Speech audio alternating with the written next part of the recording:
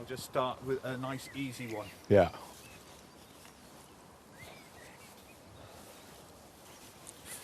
Who is David Gilmour?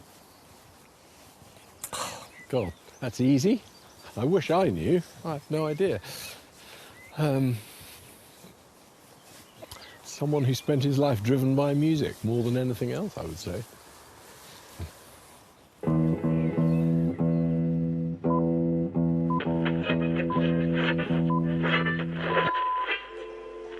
David John Gilmour was born on Wednesday, the 6th of March, 1946, in Cambridge, England, the third child of Sylvia and Douglas Gilmour.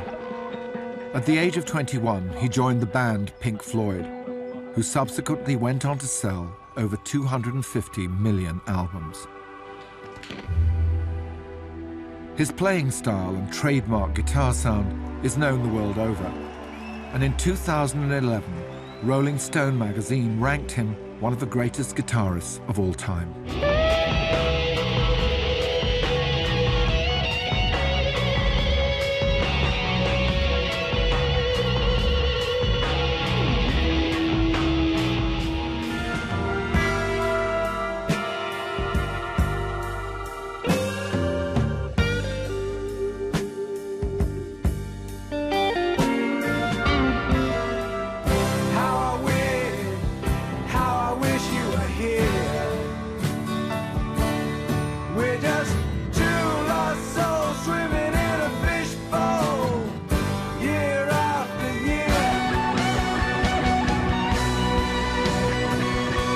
His latest solo album, Rattle That Lock, recently entered the UK charts at #1. And now, for the first time in 9 years, he's embarked on a tour that's seen him perform sold-out shows in amphitheatres and grand halls across Europe and at the Royal Albert Hall in London.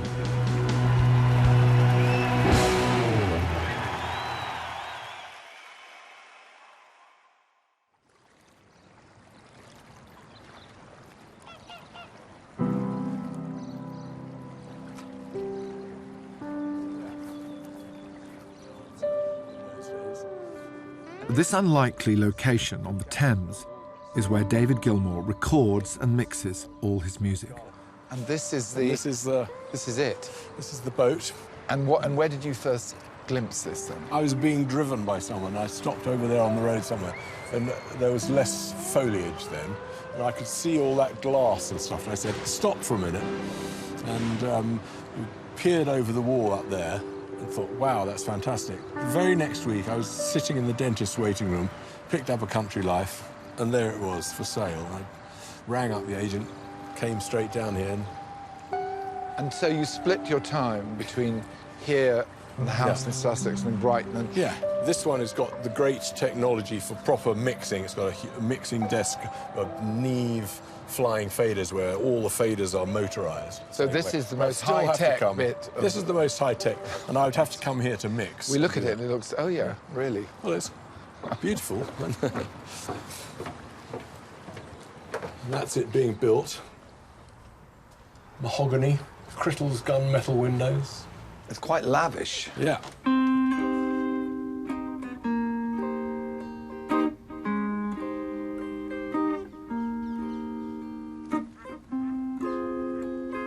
When we started thinking about doing the Momentary Lapse of Reason album, I'd just found and bought this place. Nothing had been soundproofed. There was no double glazing. So the whole band would be... The whole band would be in this room. The drums would be in this corner, which has got some sort of padding behind it up and up there to help absorb the drum sound a bit. And the rest of us would be in here. Our guitar amps wouldn't be in here. They'd be in the other rooms out there, in those little bedrooms and stuff. So we'd be in here, we'd be hearing what we're doing on headphones. But they'd be recording a Hammond organ, Leslie in that room, a guitar in that room. The bass would be going straight to tape without an amp.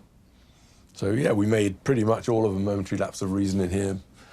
Most of, pretty much all of the Division Bell in here, in this room. And these tracks sound enormous, you know, but you can't quite imagine they come out of a tiny little space like this. Control room's in here. Oh, look. Well, who wouldn't want to make music in this room, I have to say. It's fantastic. Those ones.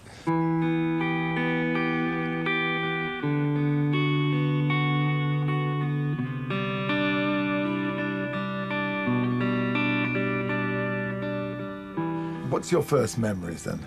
Gosh. I have one sort of snapshot memory of me when I apparently left my nursery school at about the age of 3, which is in Homerton College, where my mother had been doing teacher's training, and trying to walk home 3 miles to the other end of Cambridge down Hills Road. That's the first snapshot memory I can think of. So what kind of a family life was it? Your father was a professor, an academic. My father was a university lecturer at Cambridge, lecturing in zoology and genetics. My mother had been at teachers' training college, but she never really went into teaching. Later, she became a film editor at the BBC, working on Junior Points of View. You went to boarding school when you were 5 years old? Yes. My dad went to a university in Madison, Wisconsin for 6 months, and we were popped into a boarding school in Buckinghamshire. And it was me at 5, my sister maybe just approaching 7, and my brother who was 4. And we were put in there for a year. My parents only spent 1 term, 6 months, in fact, in America, and then came back and lived in Cambridge, but they didn't see fit to take us out for Christmas or for the next 2 terms, while they remembered what life was like without children. And when are the first experiences of music? When did that first begin to resonate in your life as a kid? I mean, we had the radio on all the time and records on all the time. My parents had a very early stereo hi-fi system in the house. They loved lots of music. They loved show music, On the Town, West Side Story when that came out. And my mother played a bit of piano, and my father loved singing, you know, in the house, in the bath.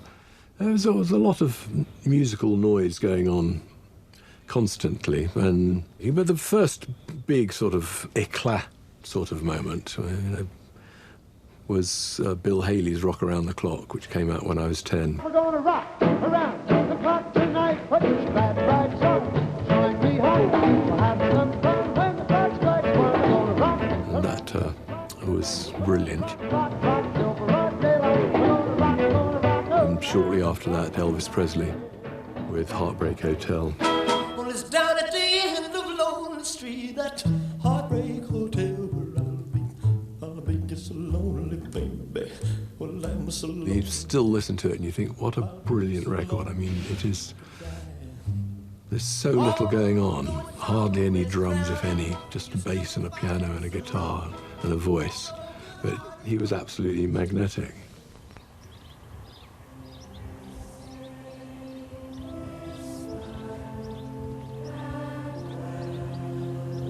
And this is home, in the Sussex countryside. Hello, Mr. Cole. It's David Gilmour's musical laboratory. So, explain to me what happens here. Well, this, as you can see, this is a music room. This has been developing, you could call it, over 21 years we've been here. The last album, On an Island, and a lot of the stuff for this new album, Rattle That Lock, were started in here, with me doing everything. So what you do when you're starting to build the track, you start, obviously you've got your guitars, you know, plenty of them. Yeah. And then drums if you need to, your sax if you need to. You also play all these instruments. The mandolin, you play, I mean, what... I'm really bad at quite a lot of instruments, yes. Good, that's useful then.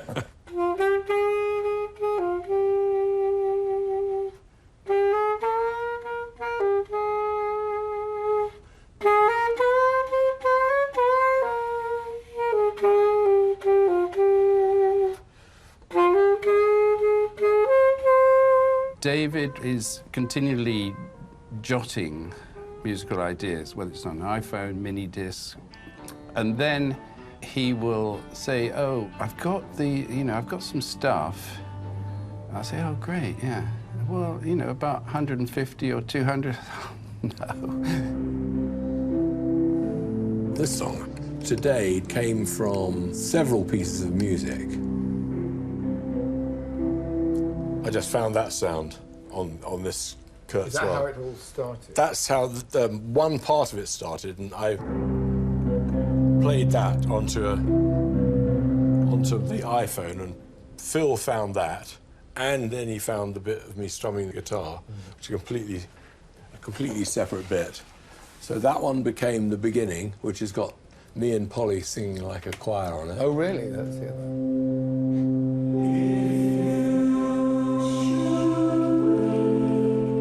I'd listen through over a period of weeks or whatever, and then I try and see if there's any sort of bits that would work with other bits. Not all of those are terribly successful, and maybe some of them scare him. But there's been a few that survived. So this is a bit that I recorded on my iPhone. I was in a studio and had an electric guitar plugged in, but didn't want to turn the gear on and get everything running, and just thought, this is a nice thing, I'll remember it. So I turned my phone on to remember it, and Phil found this bit just like this, and he stuck it together with the other thing. And then, when you add all the instruments on...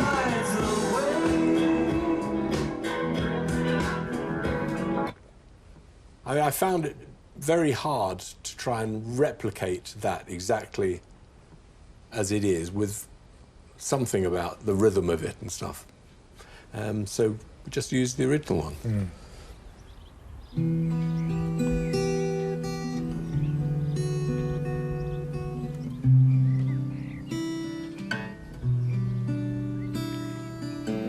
This is Polly Sampson. She's learning guitar, level 7 apparently. She's an acclaimed author in her own right, and she's David's partner in more ways than one.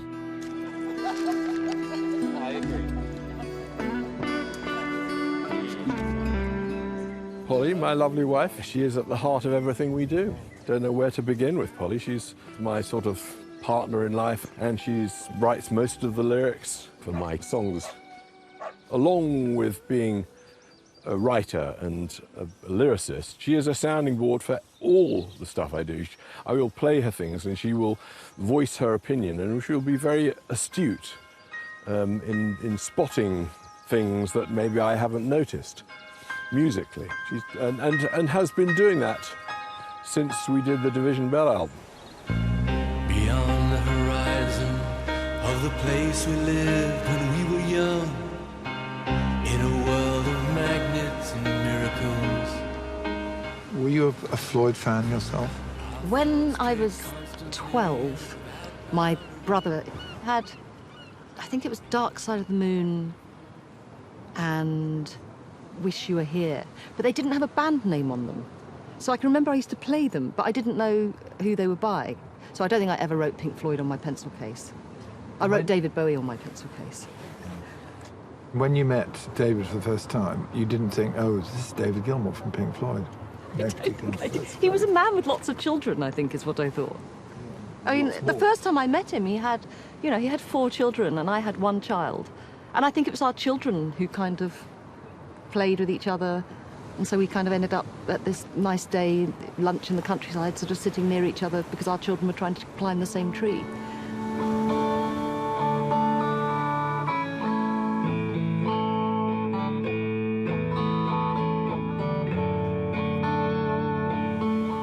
David is not someone who is loquacious, but he is very emotionally engaged. But he doesn't necessarily display that. So, do you think that you're there partly to interpret what's going on in David's head? Yes, I think so, and that does feel like a huge responsibility. But then, I mean, the whole of marriage is a bit like that, isn't it? I mean, particularly, with a partner who is quite silent. I mean, he plays guitar a lot, and I often think that if ever we were going to have an argument, the best way we could do it would be for me to use words of him to answer in guitar, because he's very eloquent and emotionally eloquent with a guitar. So yes, it is, a lot of it is trying to just get under his skin and sort of feel what he's feeling. Okay, so here's a track recorded 10 years ago for The Girl in the Yellow Dress. It says it's got a guide vocal on here. So.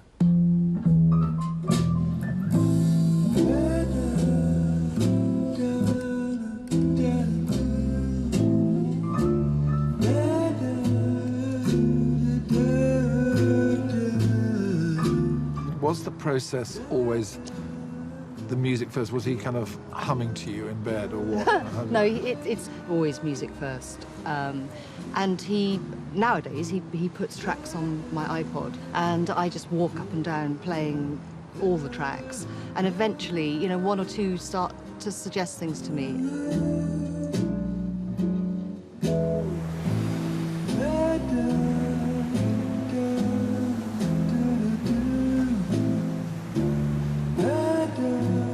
That would be what Polly would have on her headphones and would be listening to when she wrote the lyrics to that. So that's really interesting because, you know, you sort of feel it's almost got the words on it. Yeah.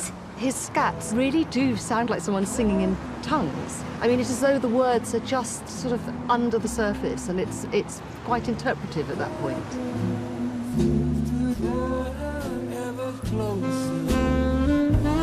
This girl gets right down in a groove, moves and moves, leads him on. Most people imagine that people writing lyrics will be sitting down at a table and crossing things out and writing things down. Do you write anything down? It's a bit, actually, it's the same for my fiction. I think that the work is done while I walk. By the time I get back to the house, it's like practically like typing, because while walking, I've kind of worked out what it is. But I have a notebook. So, I mean, this will be full of things that are not all to do with lyrics, but yeah, this was the start of today, I think. It looks to me like a wide Sargasso sea of shit. Yes, I had written a wide Sargasso sea of shit. I think it became something else in the song, but I think it was a missing line, and I thought I'll get to that line later, and so I think I had written in the song a wide Sargasso sea of shit.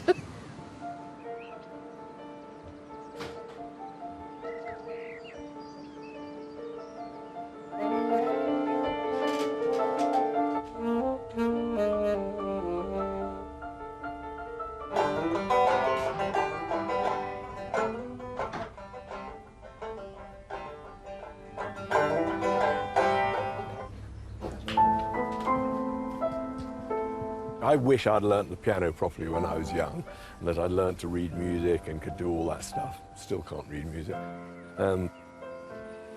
So you just kind of know that your children will be grateful for having learnt piano when they're adults, but they certainly aren't when they're young. It's just a chore. So they've all had piano lessons until they were bored to tears and begged us to be allowed to stop. Now they are moving forward, learning things by themselves. It's terrific. They are thoroughly enjoying it. Gabriel's piano playing, since he stopped having lessons, has gone from strength to strength, and is in fact playing on one of the songs on the album, purely because he's the right person to be doing that job. Romney's picked up the ukulele entirely on her own and play a number of chords and will happily sing anything. She's got a really nice voice, you know, with a bit of huskiness to it. A nice low register voice, lovely. Joe is into science and mathematics and is excited by those things, and has got a fantastic direct linear mind that looks to see if there's a better way of doing things, which will stand him in very good stead. They don't want to be musicians, and I don't know if they'll change, and I wouldn't dream of influencing that in any way. You know, Gabriel wants to be a set designer, maybe an actor as well. Romney definitely wants to be an actor.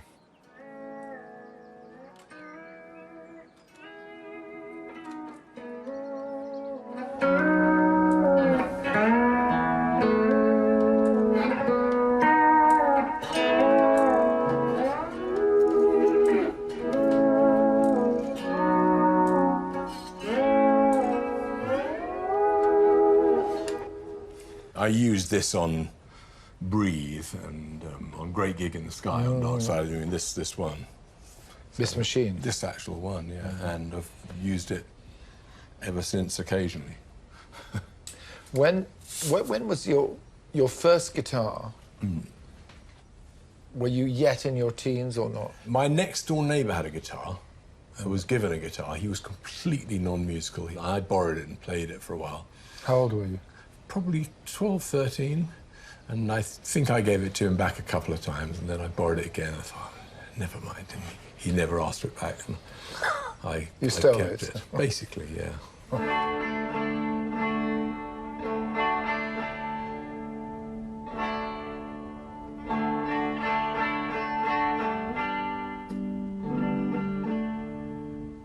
My parents moved to America permanently when I was 18 or 19. And they lived in Greenwich Village from 1965 onwards. So, you know, they could see the end of Bleecker Street out of their window. So, I mean, I got Bob Dylan's first record for my 16th birthday, which they sent me from Greenwich Village. You know, and before then, they'd sent me Pete Seeger's Guitar Tutor record, which is my only actual instruction was with the Pete Seeger Guitar Tutor record. For most of us, playing a guitar can be about as simple as walking. Of course, remember, it took us all a couple of years to learn how to walk. It was an LP with a big book with all the chord shapes that you might need. And it started out with a pitch pipe playing the 6 notes of a guitar. So the most important thing was to learn how to tune it. There, now we're in business. The second man was teaching you how to play a D chord, which is 3 fingers on the guitar, which you then strum. And then he sang some words. So you could do a song instantly with just 1 chord. I gave my love a cherry that has no stone.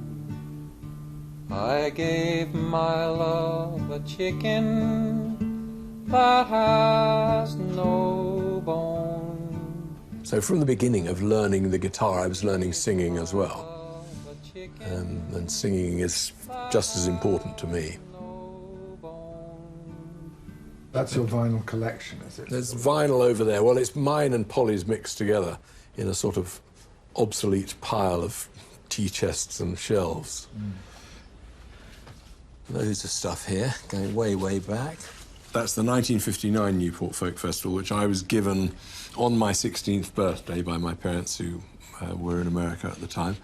Along with Bob Dylan's first record, which I think I've got somewhere, but I can't find it anymore. Well, not for so I've had these since my 16th birthday, as you can see by my youthful, possessive writing on the back.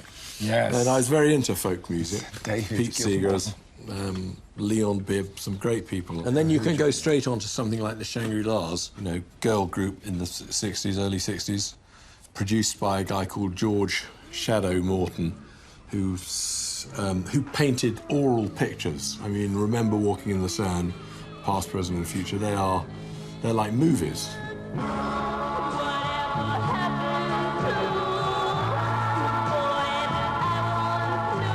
So is that where you got your interest in sort of extra natural sounds or even unnatural sounds? It's the idea of creating a picture or something like a movie with the story that's being told that I love.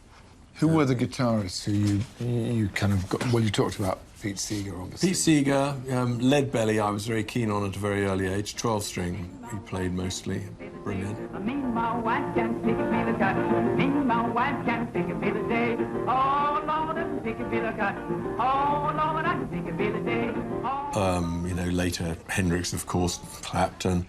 Joni Mitchell's guitar playing, her use of different guitar tunings was a big influence. There's a man who's been out sailing in a decade full of dreams, and he takes her to his schooner, and he treats her like a queen, bearing beads from California. Another side of Bob. Yeah. The first Dylan album, just called Bob Dylan, was recorded in December '61, and I got it in March '62, which was when it probably about a week after it came out in the States. I mean, that's pretty quick going. It's definitely long before it came out over here. Highway 51, runs right by my baby's door.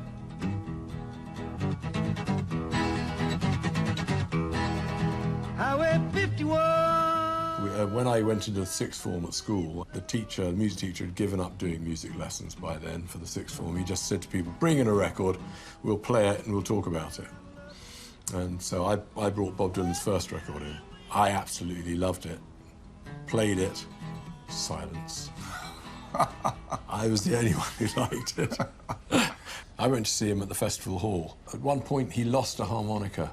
He said, has anyone got a harmonica in C? And half the audience came rushing to the front line with harmonicas.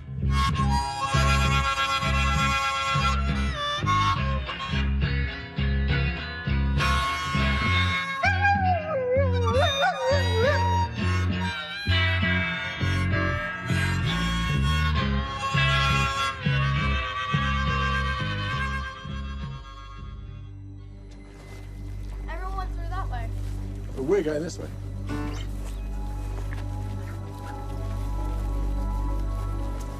This is whatever. Whatever. Family is everything.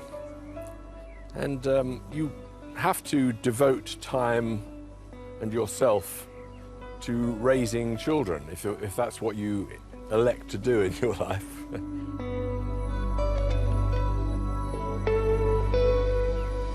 So yeah, I'm loving my life with my family, raising these children. And when I was a young man, ambition, you know, the desire to be together with these other guys in a pop group, you're very, very driven and ambitious, and otherwise you won't get anywhere. And I certainly was, and I'm sure there's still vestiges of that sort of ambition still around, but I'm not as ambitious as I was. I've had that. It's been fantastic. I put just as much work and effort into making a record, but I can prioritize my time better.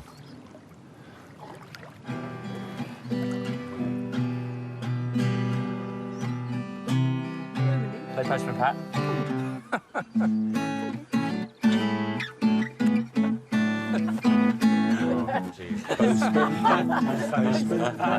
Postman Pat, and his black and white cat. Please stop. Early in the morning, Thursday is dawning. Pat puts all his postcards in his bag.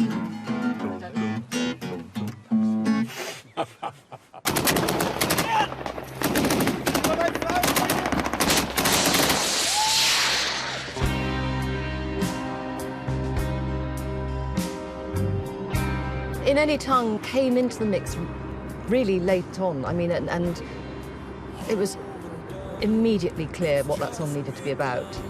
There isn't a day when one isn't affected by war. No sugar is enough to bring sweetness to his cup. I know sorrow tastes the same on any tongue.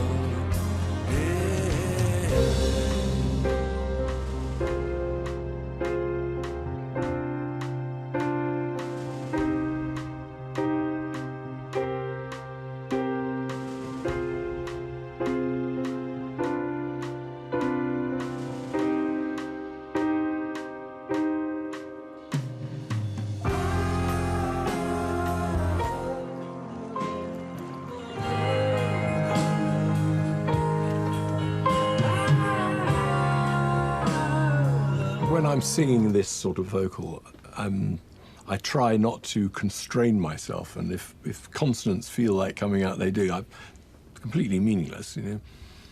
When you say meaningless, you mean that don't- you've not given them any kind of status at all, but they are they're what something. you, there's something, obviously. There's something in there, I suppose you could say, trying to get out, and Polly is so brilliant at picking them out, but you can hear consonants that she's taken that were there and put a proper word to. Anyway, we'll have a quick... What has he done? God help us. Stay. S is yes. Yeah. So what's it like that first time that you hear not the scat, but Yeah, no, that's the best. words? That's the incredibly wonderful moment. It's really exciting, and that is, you know, it tends to be just the two of us. And, you know, I sort of give him the sheet of paper and he sticks it up and sings it, and that's I think that is the most enjoyable of a moment of the whole thing. We have a very special guest joining us for the next song. This man gave me my first guitar and was also one of the first people to play in this venue. Please welcome Mr. David Gilmour from Pink Floyd.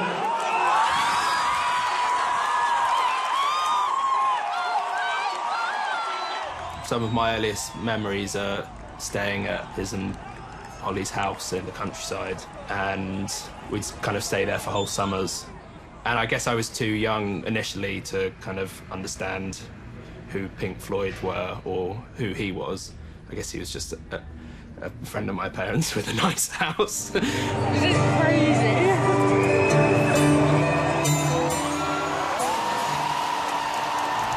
He was the first person that told me I had a nice voice, which I probably didn't appreciate at the time, but looking back, that was pretty cool. So you think you can tell heaven from hell, blue skies from hell? We have a very young fan base. Initially, I was a bit worried that all these 16-year-olds would have no idea who he was. But as soon as he walked on stage, I just have this very vivid memory of this 16-year-old boy in the front row, like tears streaming down his face with happiness.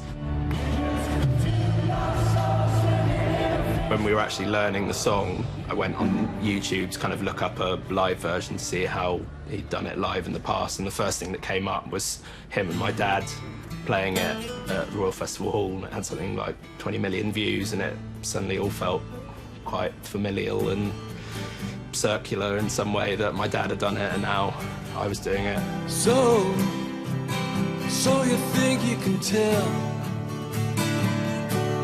heaven from hell? Pretty much everyone on my dad's side in the family is a musician. He's a guitarist called Neil McCall, and his parents were Ewan McCall, the folk singer, and Peggy Seeger, also a folk singer, and her brother was Pete Seeger. And strangely, I think David actually learnt to play guitar initially by listening to these instructional records that Pete Seeger had made. So yeah, it's all connected in some strange way, I think.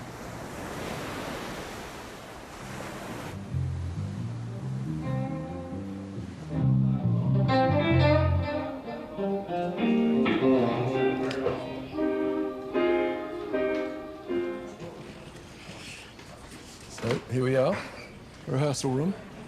So there's a lot of stuff here. Well, this is basically pretty much what we have on stage. So we all have our full sort of stage kit. Are you going to take all these on tour when you go? Yes, all these things come with me. Okay, let's John, would you play it off the thing? Because I can't really remember what I should be doing. Ooh. Start, just play it again, yeah.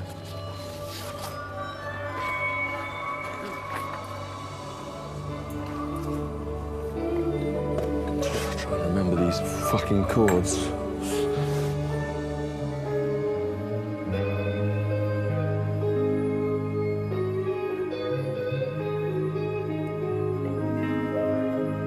I'm forgetting the words all the time. I'm forgetting what I'm supposed to be playing all the time.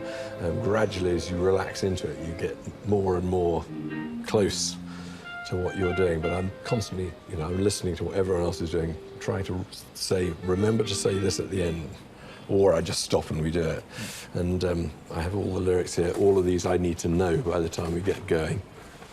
I have Shine On You Crazy Diamond. I have a bit of a mental block about that. So that is here, and that sits on the floor during every show, so with the start of the line, so I get the right lines in the right order, because that, for some reason, I can remember 50 songs, word perfect all the way through, and I have a rotten memory.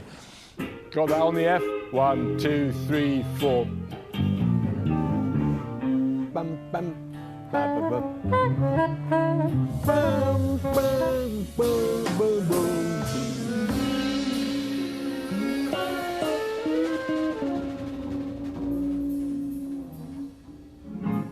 Great. Much better without me playing. Okay?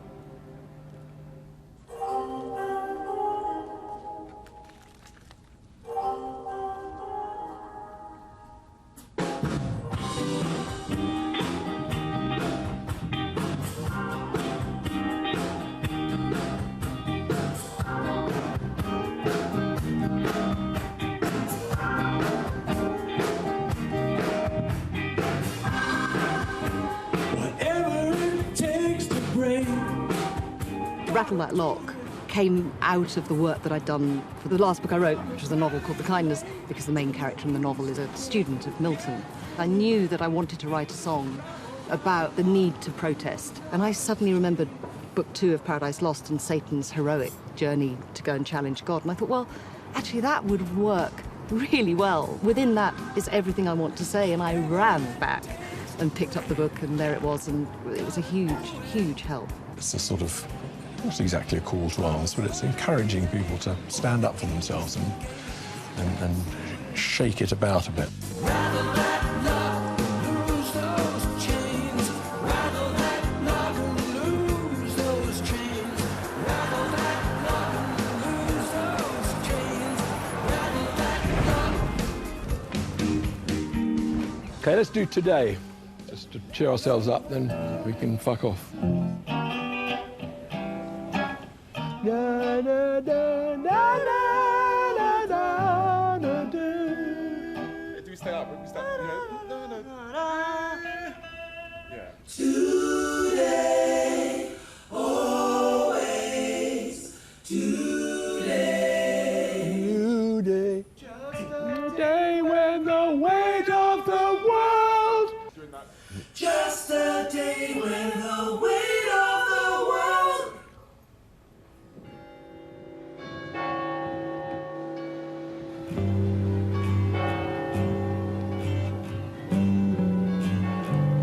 When that fat old sun in the sky is falling, summer evening birds are calling. Way back when you were living in Cambridge, that's when you met Sid Barrett, isn't it? Well, there was an art school for kids in Homerton College. They ran for, I guess, 5-year-olds and above, or 6-year-olds and above. They ran art classes on a Saturday morning. And I went to that until the age of 11. And apparently, I didn't know it at the time because I didn't know them. Both Sid and Roger were in the same class, in the same room as me for probably 3 or 4 years.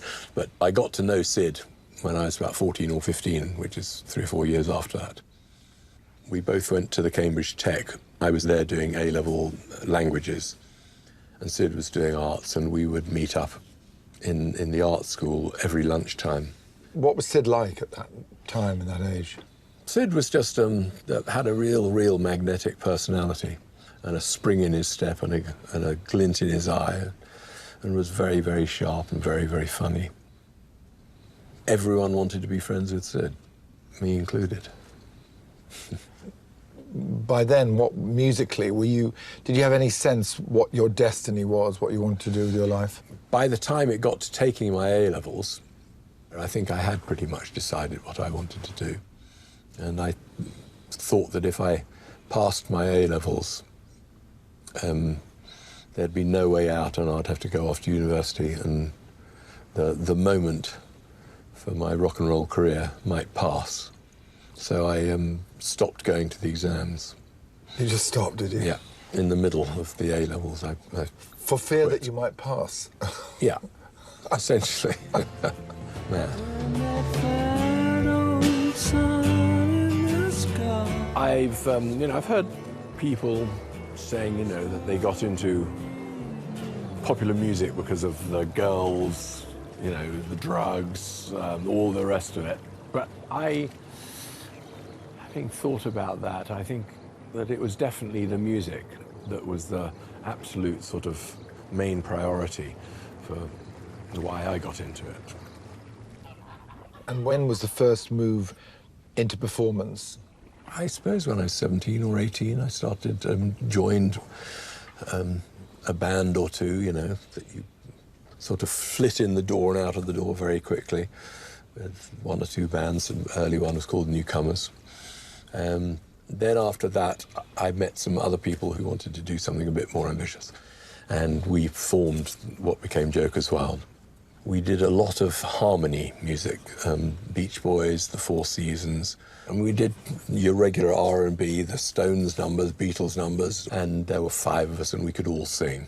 How did you keep pace with what was happening if you were doing all these covers? It was competitive covering, you know. A new Beatles record, for example, would come out and we'd rush down to Miller's music store and we'd gather together in one of the little booths. And they used to have those stand-up booths where you could fit 3 people in like that listening to a single. But they also, at Miller's, had bigger room booths, which are about 6 foot by 6 foot, and you could get 4 or 5 people in, and you could listen to a whole LP. And we would listen to a whole brand new Beatles LP, and we'd be writing the words down and making notes on the chords and stuff as it went through, and we'd try to get them to play it to us again. And if the serving girls were in a good mood or you smiled at them nicely, they might play it a second time. And then while you're setting up for a gig that night, you'd rehearse 1 or 2 of the ones that seemed easiest and you'd got to know well, and then you could announce, you know, over your PA, and this is one on a song called such and such from the new Beatles album, which is out today, and it was, you know, it would be massively exciting to play a really bad rendition with all the wrong words and all the wrong chords, but all you could have managed to pick up in 1, maybe 2 listens. Can we hear some of Joker's Wild? Have you got any? You can hear a bit of my embarrassment. This is me singing a cover of a song by Manfred Mann.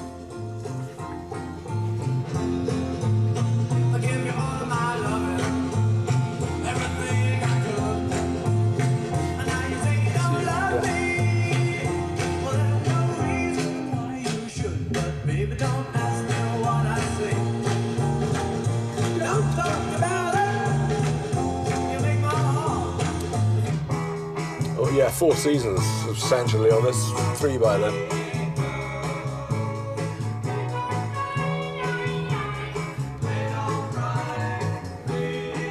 Focusing on this popular stuff, dissecting it and working out how all the harmonies work, how all the instrumentation was done and how it was produced. This is my musical education, really. My parents came to shows. I mean, they, you know, would drive me to things, you know, in the early days when I couldn't get myself to places they would take there. Sometimes they even towed a cart full of equipment on a trailer to gigs. They became big fans, you know. Couldn't get away from them later on.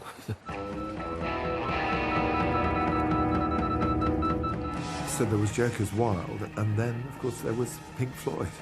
Joker's Wild had done a few gigs on the same bill with the early version of Pink Floyd. We'd played in a couple of art colleges in London and a couple of gigs in Cambridge, and we played in a marquee in Shelford, just outside Cambridge, and the bill was Joker's Wild, Pink Floyd and Paul Simon. So what next? After I packed up with Joker's Wild, I started moving between London and Cambridge a lot, and some people I ran into in London offered me a job with a band in a nightclub in Saint-Etienne in France. Then we just hung around in France for the best part of the next year. And then, you lucky chap, you got to work with Brigitte Bardot. Yes, I went in and sang a couple of songs on for a film soundtrack, which was called 2 Weeks in September, which starred Mike Sahn and Brigitte Bardot. I've never heard them since. I hope you haven't found them. I think we may have done. In my small country, working all day until the night, they had no worries of any don't think they're dancing to this track at all. They're dancing at a different rhythm. I never tried to ask more questions. More questions. I just, turned up in a studio in Paris and sang the words they put in front of me and went home. Vous êtes belle comme la Vierge Noire qui guida les croisés jusqu'à Jérusalem.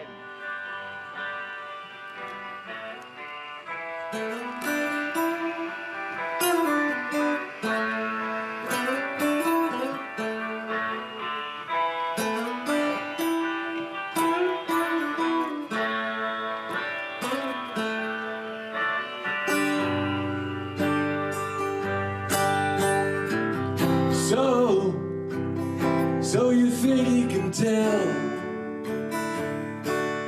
heaven from hell, blue skies from pain? Can you tell it? How did joining Floyd happen? Because it was really to do partly with Sid's sort of inconsistency, or whatever you want to call it. Well, Sid, I knew the guys from the Pink Floyd pretty well. I called Sid, and he invited me to go along to a recording session. They were recording See Emily Play. There is no other day. Let's try it. But he was very strange. How? The light had gone out of his eyes. He was monosyllabic, and yeah, it was very shocking. So how did this transition, how did it happen then? I went to see them playing at a party at the Royal College of Arts, just next door to the Albert Hall. And at that party, which must have been November maybe, Nick came up to me and whispered in my ear quietly, if at some point soon, we asked you to join, what would you say? And I said, well, I'd probably say yes. We did 5 gigs together as a 5-piece, which was pretty strange, I can tell you. And then one day we were going to play, I think it was at Southampton University, with T-Rex and people, Tyrannosaurus Rex then on the bill. And someone said, right, shall we go and pick up Sid? And someone else said, nah. And we didn't, and that was the end of that. In that sort of wonderful, callous way that you have when you're young and ambitious. Were you as bad as the others then? I'm sure I was just as bad as the others, yes.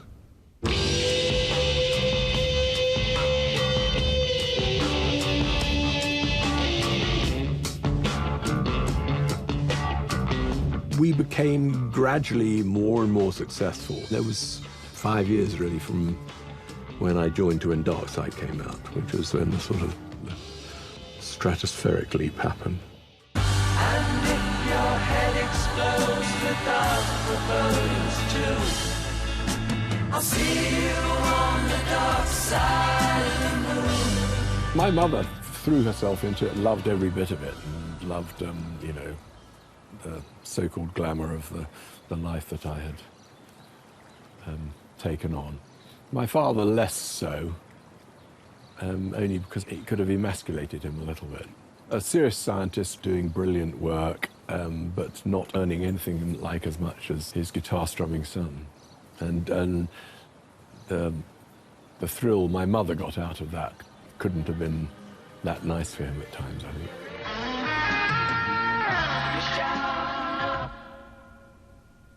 We run back and drop in a bit? Yeah, you can if you like. Just turn it down a bit. I mean, I didn't really make a specific mistake, but... Turn it down? Yeah, I can't... My guitar's too loud. Yeah. And that working relationship at that time between you and Roger and Rick and everyone, how was that at that period?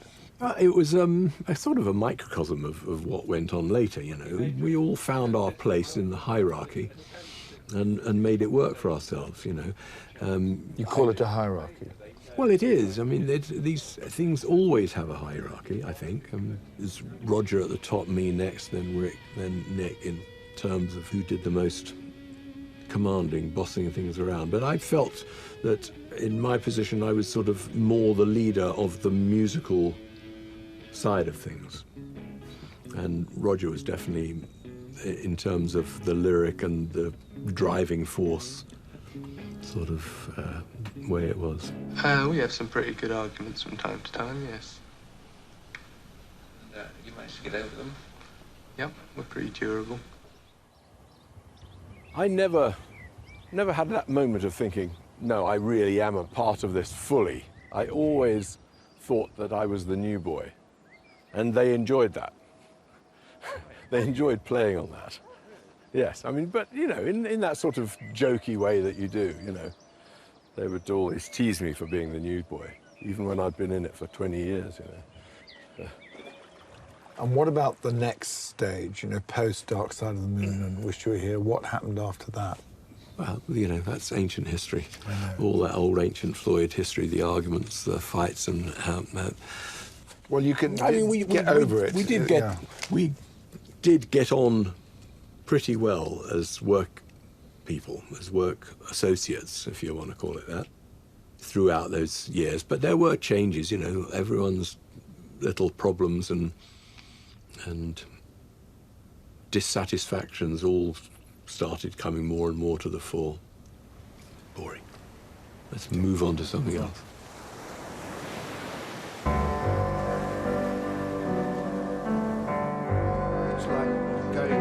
In September 2009, David Gilmour's friend and musical partner, Rick Wright of Pink Floyd, sadly passed away after a long illness. Let's do A Boat Lies Waiting. And a boat lies waiting. The first song to be written was A Boat Lies Waiting. It was a beautiful piece of music. It was instantly sort of suggestive of something to do with the sea. And I went for a walk with it in my headphones, and then I walked back and David was walking towards me, and I said, just come and sit on the beach with me. I just want to talk to you about this piece of music. And I said, so David, just try to put into words for me what you think it's about. And he sort of stared off into the distance. And then he looked at me and said, well, I think it's about mortality. And what had just been happening was he'd been trying to find other keyboard players. And he'd, you know, come back having tried a few out and say, it's just not the same. It's just... And I think he realised, you know, really after Rick died, just what it was he'd lost. And so that then sort of mixed with this idea of the sea, and Rick spent most of his life on a boat sailing the Atlantic. And so the song became a song about David missing Rick. This is the original recording.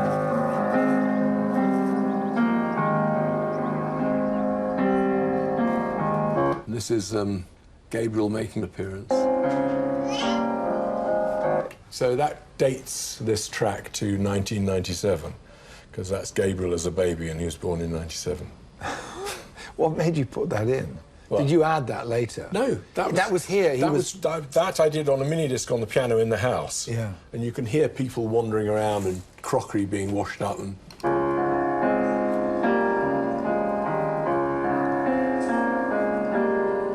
And you've left all that on the track? Yeah, it's all on.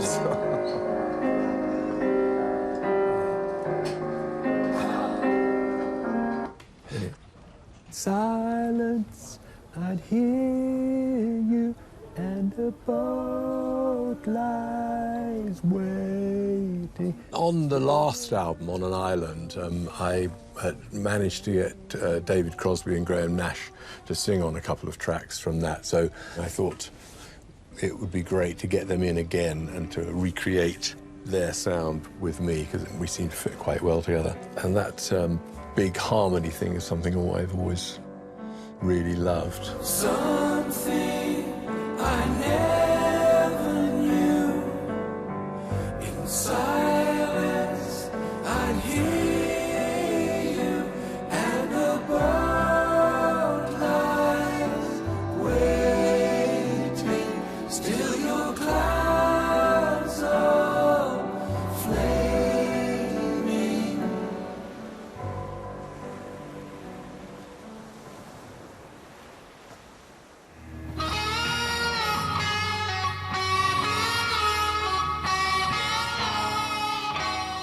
The first solo album that I did in 1978 wasn't what I was going to be then subsequently doing as my career. It was something to fill in a bit of loose end time and to just have some fun. Oh, look, mushrooms.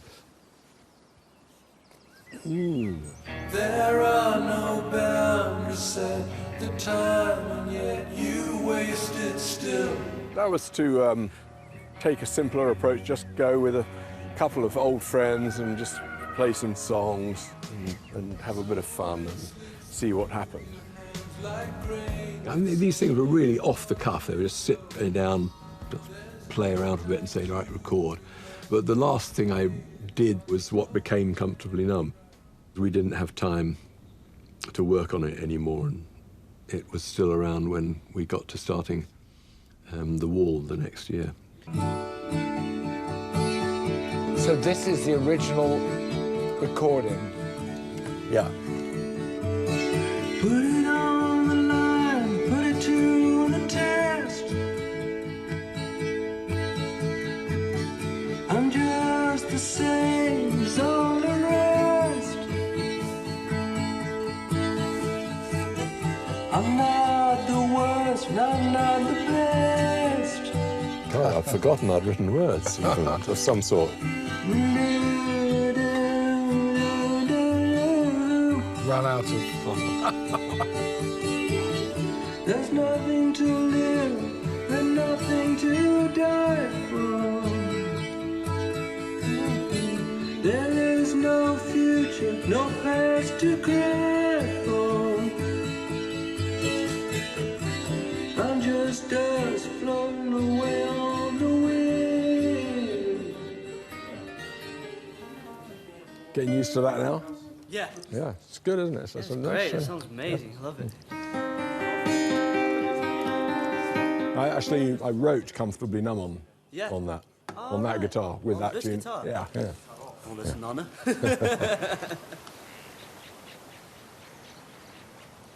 Do you think that your solo songs draw on a more emotional side of yourself? It's hard to say. I don't know. Oh, yeah. Wait.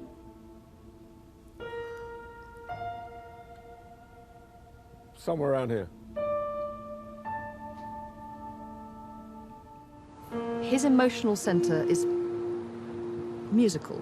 It isn't, you know, most of us express our, you know, anger, love, hate, you know, whatever it is, we express it in words. And David really, really doesn't, but he does express it musically.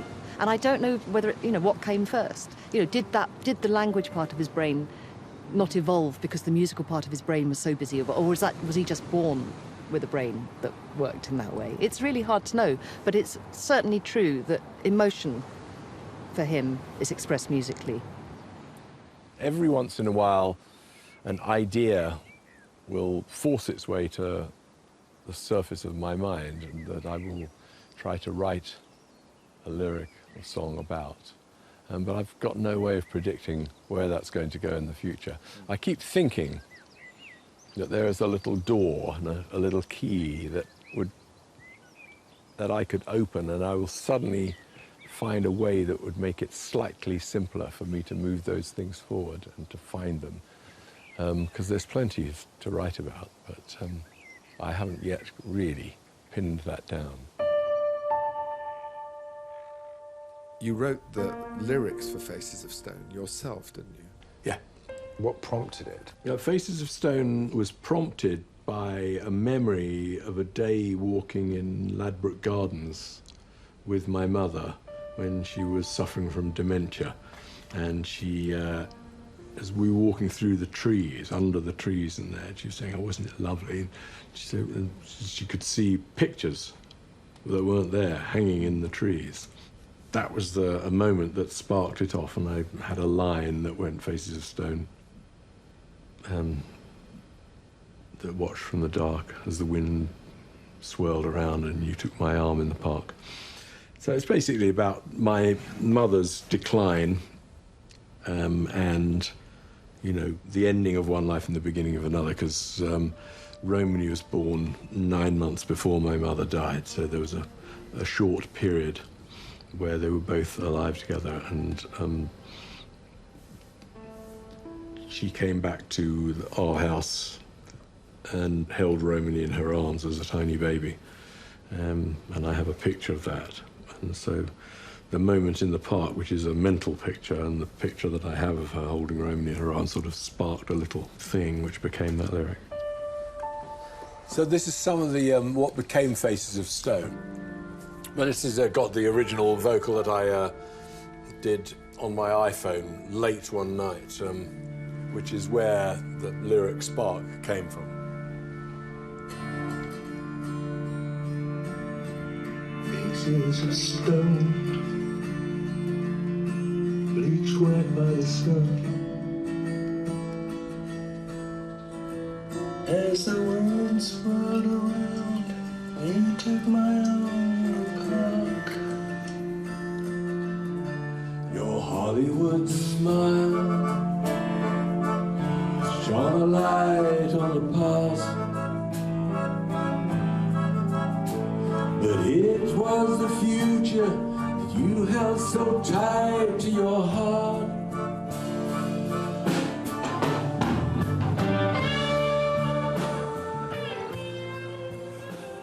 I suppose when you write a song about something specific that has got some emotional content, I mean that one, Faces of Stone, that is related to my mother and her declining years. Yeah, there's an emotional thing in there. I mean, our relationship was very difficult and tricky, and it's good at the moment, right now, to be putting that back into a slightly different perspective and trying to find the affection that was there. You know, I must have loved her, but a lot of the time it didn't feel like I did. Do you miss her? Do I miss my mother? No. No, I don't miss her, I don't think, no. It wasn't a closely knit, emotional type family. And when my mother wanted to be closer when she was getting old, I found it difficult to deal with. I just wanted her to get off, leave me alone. Now is not the time to be trying to do this. The time to be doing that stuff was when I was 5.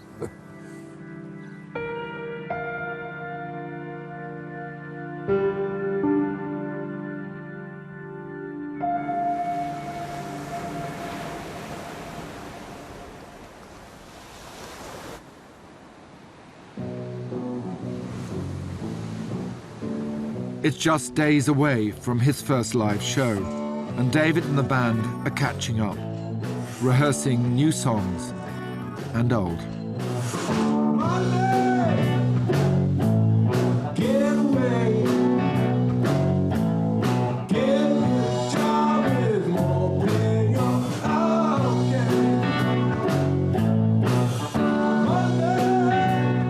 And tell me about playing live, because you haven't played live for a while. Do you enjoy the experience of playing? Yes, it's terrific. It's almost like a completely different thing, though, to recording in the studio, where you slave away hermit-like for years and years, perfecting little things.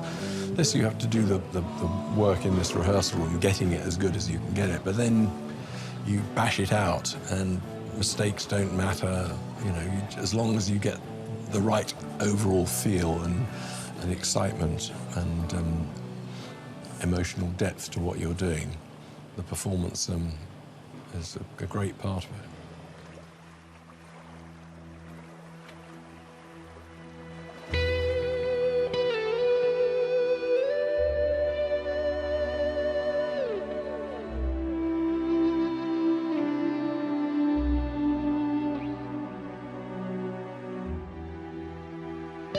There's a lot that he has to do to be the front man on the show.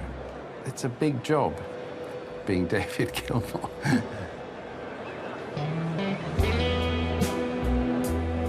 And here we are in Croatia. Never played in Croatia before, never been here, but the Romans got everywhere. It's beautiful, isn't it? It is. How did you find this place? Well, I set my team off onto finding beautiful places, you know. I just think it's fantastic for people's memories of an event to be something special, not be just another sports arena or stadium, you know. They're going to go away again afterwards, assuming I do a reasonably good show.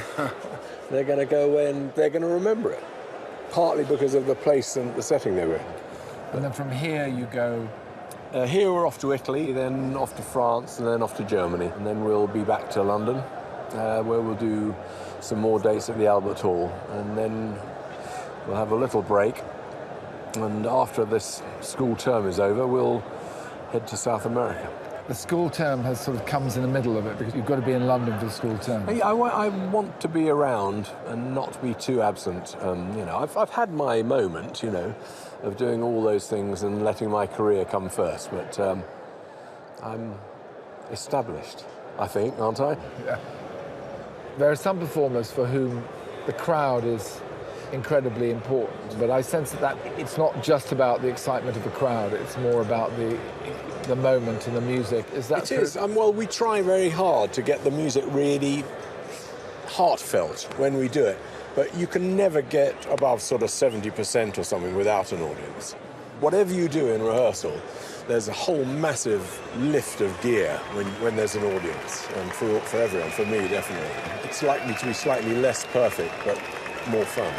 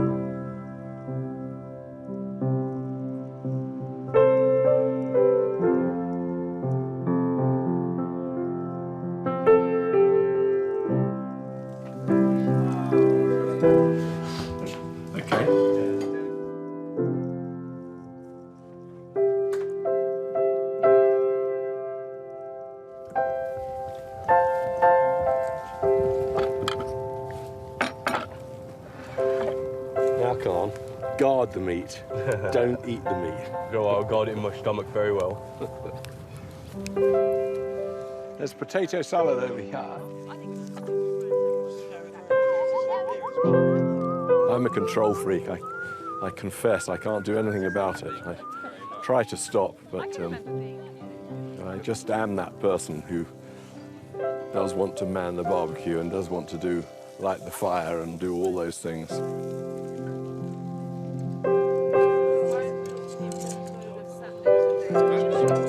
Do you have any regrets? Can you get through life without regrets? I don't think you can. I've got tons of regrets. Tons of regrets. I mean, all that silly song, I've got a few, but then again, too few to mention. I've got many regrets, but you get on, don't you? There are things I could have done better, things I should have done better.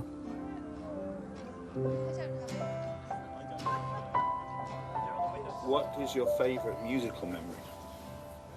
Oh, God. There are just far, far too many. I mean, I did play at a Les Paul tribute once in New York in the 80s, I think it was.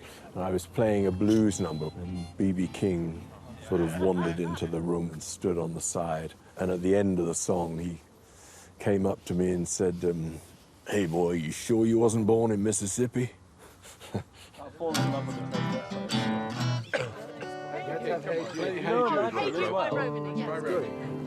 Don't make it bad. Take a sad song and make it better. Remember to let her into your heart. Then you can start to make things better. Better. And you feel the pain. Don't carry the world upon your shoulders. La la la la la, that's too high.